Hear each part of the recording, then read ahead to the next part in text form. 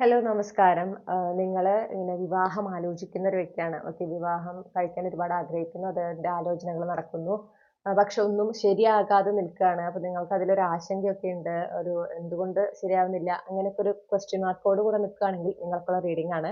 നിങ്ങളോട് ഫസ്റ്റിലേ പറയുന്നത് നെഗറ്റീവ് ആയിട്ടുള്ള തോട്ട്സ് പ്രോത്സാഹിപ്പിക്കാതിരിക്കുക. അതായത് ചുറ്റുമുള്ളവരിങ്ങനെ പറയില്ലേ, കല്യാണം കഴിഞ്ഞാൽ അങ്ങനെ കല്യാണത്തിനെ കുറിച്ച് പറയുമ്പോൾ അല്ലെങ്കിൽ വിവാഹ ജീവിതത്തെ കുറിച്ച് പറയുമ്പോൾ ഭൂരിഭാഗം ആളുകളും നെഗറ്റീവ് ആയിട്ടുള്ള ഒരു ടോണിലാണ് പറയാ, അല്ലെ? തമാശ രൂപേണ പറയുമെങ്കിലും ഒരു നെഗറ്റീവ് ആയിട്ടാ പറയാ. ഇപ്പൊ പ്രത്യേകിച്ച് എന്താ പറയാ, ഫ്രീഡം ഒക്കെ കഴിഞ്ഞു, കല്യാണം കഴിഞ്ഞാൽ അതൊക്കെ കഴിഞ്ഞു, ഫ്രീഡം ഒക്കെ കഴിഞ്ഞു. എന്തിനാണ് അങ്ങനെ പറയണത്? ഓക്കെ, കല്യാണം കഴിഞ്ഞാൽ ഫ്രീ അപ്പൊ മനസ്സിലാക്കുന്ന എന്താ, കല്യാണം കഴിഞ്ഞ് കഴിഞ്ഞാൽ ഒരുപാട് പ്രശ്നങ്ങളാണ്, ഒരുപാട് റെസ്ട്രിക്ഷൻസ് ആണ്. പിന്നെ ഇതുപോലെ കല്യാണത്തിന് മുൻപുള്ള പോലെ സുഖകരമായിട്ടുള്ള ഒരു ജീവിതം ആയിരിക്കില്ല എന്നുള്ള ഒരു തോട്ട് നമ്മുടെ ഉള്ളിലേക്ക് നമ്മൾ പോലും അറിയാതെ വളരെ ശക്തമായിട്ട് കയറിക്കൊണ്ടിരിക്കുകയാണ് ഇങ്ങനത്തെ കൂടുതൽ കൂടുതൽ കേൾക്കുമ്പോൾ. അപ്പൊ അങ്ങനത്തെ സംസാരങ്ങൾ ഉള്ളവർ, അങ്ങനെ ആരെങ്കിലും ഇങ്ങനെ ഈ ഒരു നെഗറ്റീവ് ടോണിലൂടെ വിവാഹത്തെക്കുറിച്ച് തമാശ രൂപയാണെങ്കിൽ പോലും കൂടുതൽ സംസാരിക്കുന്നവരുമായിട്ട് അധികം ഇതിനെക്കുറിച്ച് വിവാഹത്തെക്കുറിച്ച് സംസാരിക്കാതിരിക്കുക എന്ന് പറയുന്നുണ്ട്. കാരണം നിങ്ങളുടെ സബ് കോൺഷ്യസ് ബിലീഫ് അവിടെ കോൺട്രഡിക്റ്റഡ് ആവാണ്.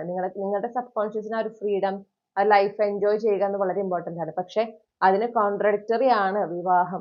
ഓക്കെ, വിവാഹം നടന്നു കഴിഞ്ഞാൽ ഒരുപാട് റെസ്ട്രിക്ഷൻസ് വരും. ഇപ്പോൾ ഉള്ള സുഖങ്ങൾ ഉണ്ടാവില്ല എന്ന് പറയുമ്പോൾ ആ ഒരു കംഫർട്ട് സോണിൽ നിന്ന് പുറത്തേക്ക് വരേണ്ടി വരും. ഒരുപാട് എന്താ പറയുക, ഇപ്പോൾ ഉള്ള ഫ്രീഡം ഉണ്ടാകില്ല എന്ന് അറിയുമ്പോൾ ഉള്ള ആ ഒരു തിരിച്ചറിവ് അല്ലെങ്കിൽ ആ ഒരു വിശ്വാസം കൊണ്ടാണ് റിജക്ട് ചെയ്യണം ആക്ച്വലി. ഓക്കെ, നിങ്ങൾ വിവാഹം കഴിക്കാൻ കോൺഷ്യസ്ലി ആഗ്രഹിക്കുന്നില്ലെങ്കിൽ സബ് കോൺഷ്യസ്ലി നിങ്ങൾ അത് റിജക്ട് ചെയ്തുകൊണ്ടിരിക്കുക. അപ്പൊ അവിടെ ഒരു കോൺട്രഡിക്ഷൻ സംഭവിക്കുന്നുണ്ട്. അപ്പൊ അതുകൊണ്ട് മാക്സിമം വിവാഹത്തെ കുറിച്ച് പറയുമ്പോൾ, അതിനെക്കുറിച്ച് ചിന്തിക്കുമ്പോൾ പോസിറ്റീവ് ആയിട്ട് ചിന്തിക്കുക, ഒരു ഹെൽത്തി ആയിട്ടുള്ള രീതിയിൽ ചിന്തിക്കുക. ഓക്കെ, പിന്നെ അതുപോലെ നിങ്ങളുടെ ചില ക്യാരക്ടേഴ്സ്, ഒരു പാർട്ട്ണർ വരുമ്പോ ഓക്കെ, എന്താ പറയാ, അവർക്ക് ബുദ്ധിമുട്ടായേക്കാവുന്ന രീതിയിലുള്ള എന്തെങ്കിലും ഒരു ക്യാരക്ടർ, എന്തെങ്കിലും ഒരു ശീലങ്ങൾ നിങ്ങൾക്കുണ്ടോ എന്നുള്ളത് നിങ്ങളൊന്ന് അനലൈസ് ചെയ്യണം. അത് ഉണ്ട് എങ്കിൽ അത് മാറ്റുക.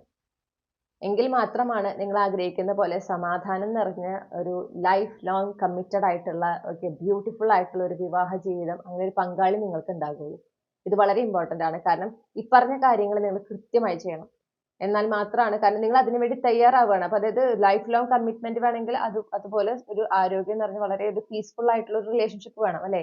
അങ്ങനെ ആകണമെങ്കിൽ നിങ്ങളിൽ ചില മാറ്റങ്ങൾ വരുത്തേണ്ടതുണ്ടാകും. അതൊന്ന് നോക്കുക. അതായത് ഒരു പാർട്ട്ണർ വരുമ്പോൾ അവർക്ക് ബുദ്ധിമുട്ടായേക്കാവുന്ന ചില ശീലങ്ങൾ, ചില എന്താ പറയാ, സ്വഭാവ രീതികൾ അത് നിങ്ങൾ മാറ്റിയെടുക്കുക തന്നെ വേണം. എങ്കിൽ മാത്രമാണ് നിങ്ങൾക്ക് നിങ്ങൾ ആഗ്രഹിക്കുന്ന പോലെ ഒരു വിവാഹ ജീവിതം ഉണ്ടാവുക. അതുപോലെ തന്നെ റിലാക്സ്ഡ് ആയിട്ടിരിക്കുക. നിങ്ങൾ ആഗ്രഹിക്കുന്ന ഒരു ഫാമിലി ലൈഫ് നിങ്ങൾക്ക് ഉണ്ടാകും എന്നൊരു വിശ്വാസത്തോടെ ആയിരിക്കുക.